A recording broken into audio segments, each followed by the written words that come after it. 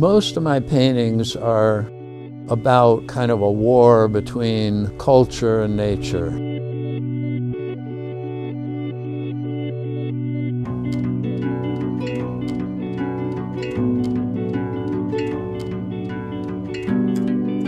And they really are about what is dominant, what's happening in our culture and in the world today.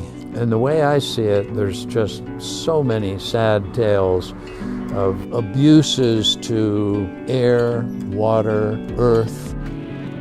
Many of these things are produced by corporate interest and people doing things without really thinking what is the effect.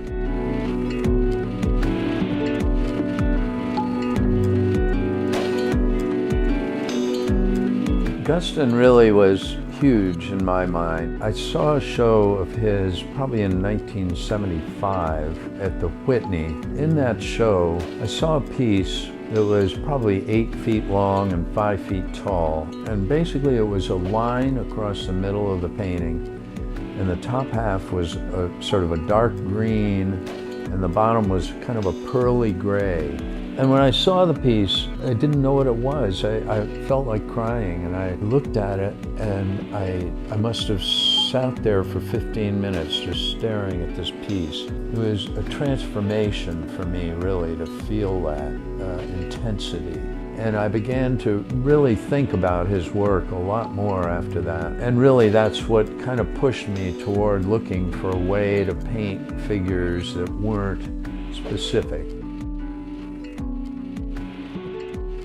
I think of it as almost a mouse chewing on a bone. It's like chewing, making little marks and building it up. Mine is much more agitated, anxiety-ridden, I guess. I think of it as little marks that are, you know, kind of almost like shaking, your hand shaking or something. I was an English major and read an awful lot of literature in my earlier days. There are too many stories to tell, and there always will be. One of the things that's happened with my work is I'll do a piece and it gets so dense and complicated and kind of intricate and tangled, really. It feels like you can't even move through it. Often after that, we'll feel like I have to do a piece that is more open, that has a clarity and a sense of possibility of movement in it. I find that often pieces really suggest the next piece. And so there's been a kind of a natural progression for me in terms of seeing where I'm going by looking back at where I've just been. I love Cy Twombly as well.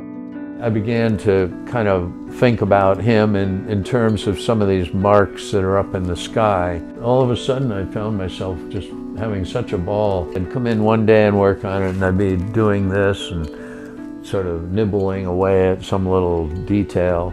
And then the next day I'd come in and be slobbering the paint on and then drawing back into it with a pencil in these open areas here. So it allowed me to kind of travel a lot further in terms of feelings of energy, and I felt like I could come in and be kind of wild with my painting today, and tomorrow I had to sit and be contained and very careful. In a way, this piece really meant a lot to me in terms of finding this place that I could get to that allowed me to have both of those things operating in the same painting.